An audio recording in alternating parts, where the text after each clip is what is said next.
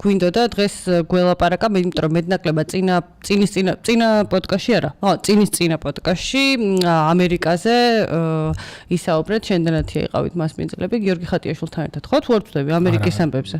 თუ აურია? არობელიზე იყო. და დათო გალაშვილიც იყო. კი, ხო, ყველაფერი აურია, მაგრამ ხო, მეტნაკლებად მიმოვიხილეთ ტრამპიზმი, საერთოდ ამერიკაში მიმდინარე მოვლენები და დღეს გვინდოდა უფრო მეტად შენთან გერმანიაში უახლესი ფედერალური არჩევნების ევროპაში რა ხდება, ხო, რაღაცა. მაგრამ ხო, აი სანამ ამ არჩევნების გერმანიის არჩევნებზე გადავალთ, ორი სიტყვა მე მგონი ამ ტრამპიზმზეც ვთქვათ და საერთოდ ხო რამ დიდ შემოტრიალებაზე და დიდ გამოფხიზლებაზე, რომელიც მოგვიწია. რა ხდება საერთოდ? ძალიან მძიმედ არის საქმე, იმიტომ რომ კაცობრიობის ისტორიაში არ ყოფილა ეტაპი, როდესაც ადამიანთა ასეთი მცირე ჯგუფის ხელში ამხელა ძალაუფლება ყოფილა თავმოყრილი. დღეს ტრამპისა და მის ირგვლივ მყოფი 10-15 ადამიანის ხელში თავმოყრილია უზარმაზარი პოლიტიკური ძალაუფლება, ისინი თეთრ სახლს მართავენ, ამერიკის მრავალ ტრილიონიან ეკონომიკას აკონტროლებენ.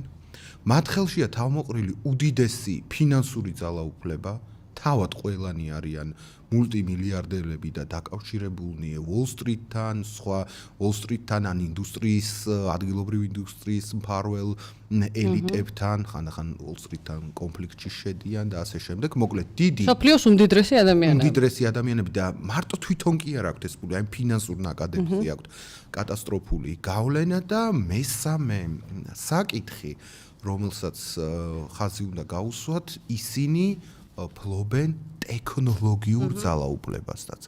ანუ პოლიტიკური, ეკონომიკური, ფინანსური, ტექნოლოგიური ძალაუფლება თავმოყრილია ადამიანთა უმცირესი ჯგუფის ხელში.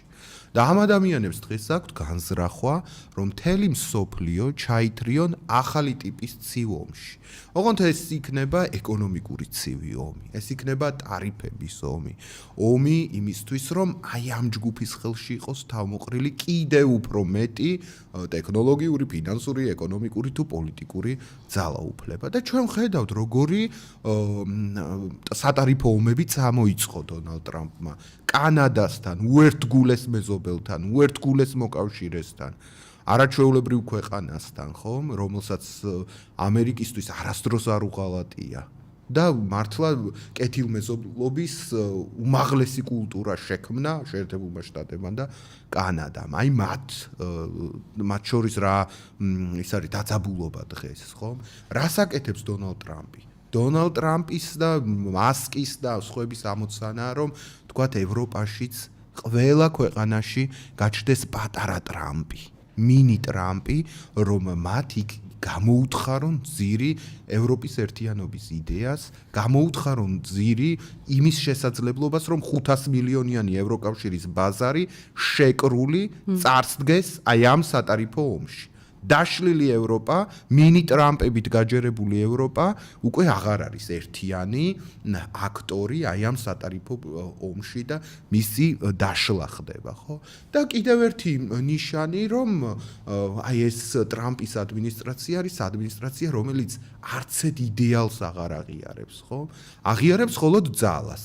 ის ელაპარაკება, პატივსცემს იმას, ვისაც აქ ავტორიტარიზმი თავის ქვეყანაში დამყარებული. მას უწევს ანგარიშს, პუტინს უწევს ანგარიშს, იმიტომ რომ იცის, რომ როგორც ერთმა შესანიშნავა გერმანელმა პუბლიცისტმა აღნიშნა, რუსეთი არის ქცეული ჩინეთის ბენზინგასამართ სადგურად. ეხლა საქართველოს ყოველთვის გადაურლის და გაანადგურებს და უკრაინასაც შეიძლება მოერიოს თუ შესაბამისი დახმარება არ ექნა ამ ქვეყანას, მაგრამ გლობალურ ასპარეზზე ის აღარ მნიშვნელობს. ის არის მართლა ბენზინგასამართის სადგური ჩინეთისთვის და მომავალში შეიძლება ინდოეთისთვის გახდეს იგივე. ხომ? ანუ მისი არ ეშინია, მაგრამ ის ძალას რეგიონის მასშტაბით ანგარიშს უწევს. ჩინეთთან დაპირისპირებულია, კონფლიქტში შევა მასთან, მაგრამ პატივს სცემს. მაგრამ აი კანადას პატივს არ სცემს. შესანიშნავი პრეზიდენტი ყავს მექსიკას, კლაუდია შინბაუმი, არაჩვეულებრივი ქალი, პროგრესისტი, ცოტა მემარცხენე სენტიმენტებით, ისეთით არა, როგორც ჩვენ გვინდა, მაგრამ მაინც, ხო, იმას არ სცემს პატივს, იმიტომ რომ კულტურულია, ესეთ ომს ვერ სუსტია, შეერთებულ შტატებთან შედარებით. ანუ ვიღებთ ესეთ მსოფლიოს, სადაც იმან თქვა მგონი ცნობილმა ლიბერალმა ევროპარლამენტარმა, ძალიან გავლენიანმა და სერიოზულმა ბელგიის ყოფილმა პრემიერ-მინისტრმა გი ვერჰოფსტადტმა თქვა ესეთი სიტყვები, რომ თანამედროვე მსოფლიოში მაგიდასთან თუ არ ზის ქვეყანა და მოლაპარაკებებში არ არის ჩართული, შეიძლება მენიუში აღმოჩნდეს. მენიუში აი ამ დიდი ძალების გადანაწილების დროს და დიდი ძალების დისკუსიის დროს. და აი ტრამპს უნდა რომ მხოლოდ თვითონ ჩინეთი და კიდე ერთი-ორი ქვეყანა ხანდახან შემოუსხდეს ამ მაგიდას და განიხილონ საკითხები, დანარჩენი ყველა მენიუში უნდა იყოს. კანადაც, მექსიკაც, უკრაინაც და ხანდახან შეიძლება რუსეთიც კი ამ მენიუში აღმოჩნდეს თუ ესე გააგრძელეს და მარტო მილიტარისტულ ეკონომიკაზე აიღეს აქცენტი. ასე რომ ძალიან მძიმე დრო არის. მე ჩემმა ერთმა პროფესორმა მიმითითა ტერმინზე და შემდეგ შევეცადე რომ მეტი წამეკითხა მის შესახებ, აი ტექნოფეოდალიზმი. აი კიდევ რაც ამ საერთაშორისო ვითარებას შიგნით ქვეყნებში თან ახლავს, ხო, ტექნოფეოდალიზმი. ეს ტერმინი რაც უკავშირდება? უკავშირდება აი ფეოდალურ ეპოქაში მიწა არ იყიდებოდა. მიწა იყო ფეოდალის საკუთრება.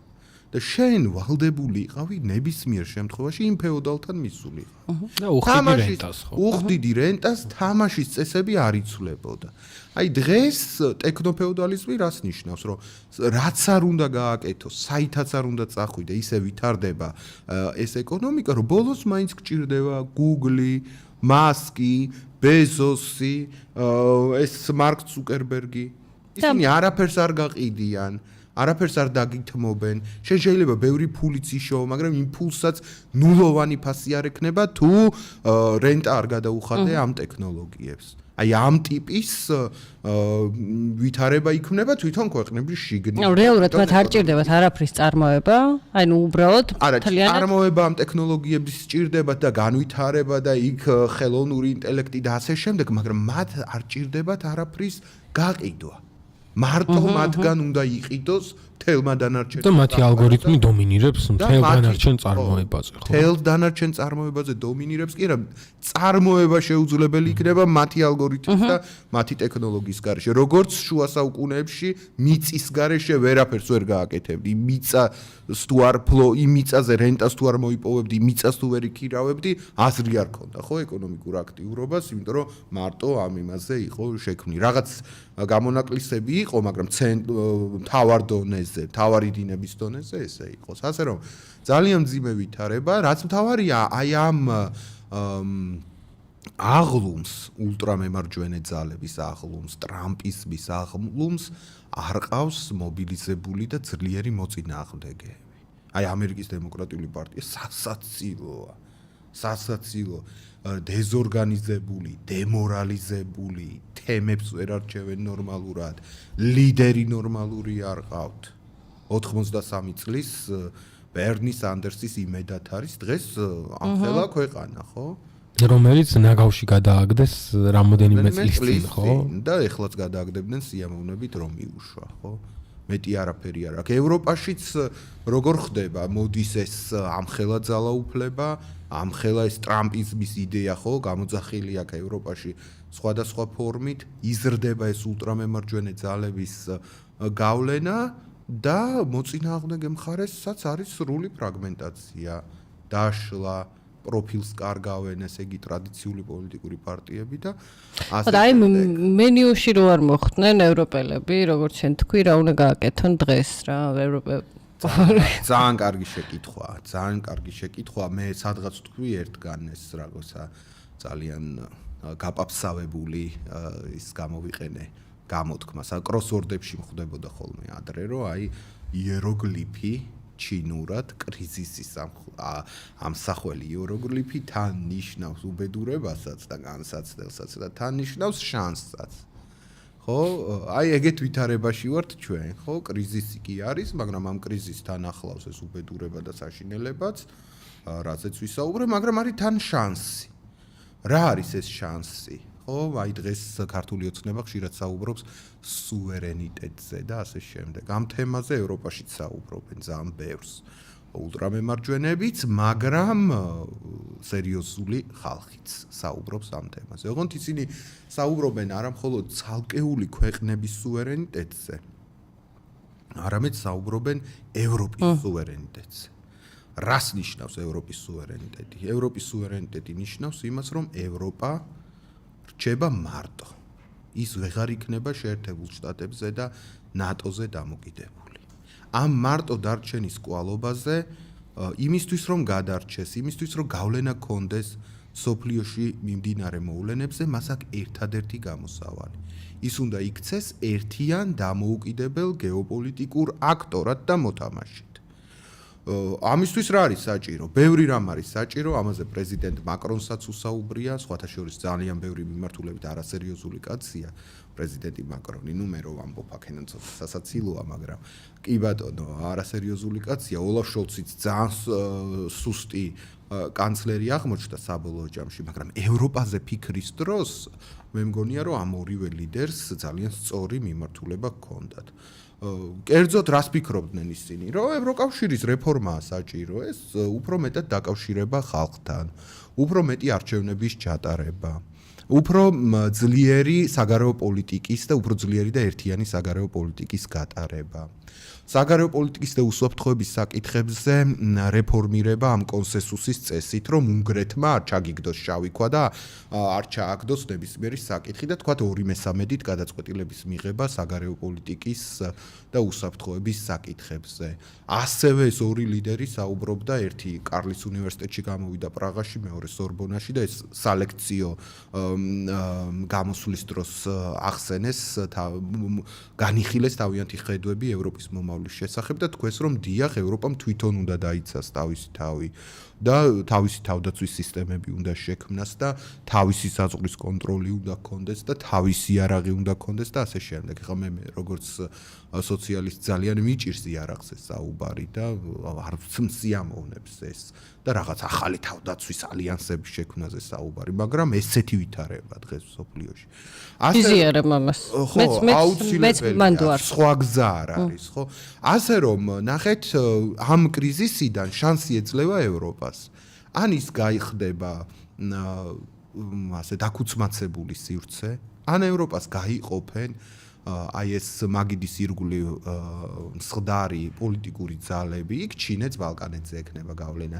იქ რუსეთი უკიდურეს აღმოსავლეთ ევროპას გააერთიანებს, იქ შეერთებულ შტატებს რაღაცა თავისი ინტერესები ექნება ზოგიერთ ქვეყანაზე და აი ცალკე უფუნქციოდ როგორც არის დღეს ბრიტანეთი დარჩენილი თემ სოფლიოში და კაცმა არ იცის რისთვის არსებობს ეს ქვეყანა პოლიტიკურად თორე დიდი ცივილიზაცია, ხო აი ესე დარჩება საფრანგეთი, გერმანია, იტალია და დაშლი დანაწილებული. ხო, როგორც ბაზარი ალბათ, რაც ევროპული კოლონიალიზმი ადრე იყო აღმოსავლეთის ევროპას, ხო, ზუსტად ეგრე შემოტრია. ან ამ გზით წავა, ან იქნება ძლიერი აქტორი, ერთიანი აქტორი, ექნება თავისი სუვერენიტეტი, თვითონ ჩადებს ფულს ტექნოლოგიებში, თვითონ შეიმუშავებს რეგულაციებს, რომლითაც ამ ბეზოს და ცუკერბერგებს და მასკებს შეავიწროვებს ევროპის კონტინენტზე მაინც და 500 მილიონიან კაცს შორის მაინც და ასე შემდეგ. ანუ ამ ტექფეოდალებში ფაქტობრივად, ანუ ევროპას ტექფეოდალები არ ყავს. ხო და ტექფეოდალები ვერც ეყოლება ევროპას, სხვა მოვლენა არის შეერთებული შტატები, უფრო მეტად ბაზარზე ორიენტირებული რაღაცა ეს შემდეგ წარმოქმნილი ფენომენია და ევროპას ეს სიძველე და სახელმწიფოს იდეის ერთგულება მოსდგამს და შეუძლია რომ ეხლა არა მხოლოდ სახელმწიფოს იდეის ერთგულება კონდეს, არამედ საერთო სივრცის შეგრძნება კონდეს, საერთო ინსტიტუტების შეგრძნება კონდეს და საერთო ევროპული რეგულაციებით გაუმკლავდეს აი იმ ტექნიკურ ფეოდალიზმს, რომელიც ცდილობს ყველაფრის დაპყრობას სოფლიოს ყველა კუთხეში. ეს ადვილი იქნება? არა. ამას ყავს ბევრი მოწინააღმდეგე, ჩემი მიერ ნახსენები მინი ტრამპების ჩათვლით, ხო? იქ ლეპენის რეიტინგი მაღალია, AfD-მ გერმანიაში დაანგრია ყველაფერი, ყველგან არიან ეს რომ ეს ტექფეოდალები ამ საინფორმაციო ომში არიან უსაზღვრო რესურსებით, ხო? თან ხო რაღაცა იზოლირებულიც არ არიან ხა ეს გავლენის სფერო, ხო? და რაღაცა ეს კაპიტალი გაბნეულია ყველა სივრცეში. კი ბატონო, მაგრამ არსებობს იგივე იმ ტექნოლოგიებისთვის რომელთვისაც რეგულაციების დაწესების შესაძლებლობა არსებობს, რომ Facebook-ი მაგალითად ისე არ იყოს თქვათ გაჯეჯილებული ევროპაში, ვიდრე სოფლიოს სხვა კუთხეებში. არსებობს ამისი მექანიზმები, როგორ შეიძლება შეიზღუდოს. უბრალოდ ამისთვის ერთიანი მიდგომა.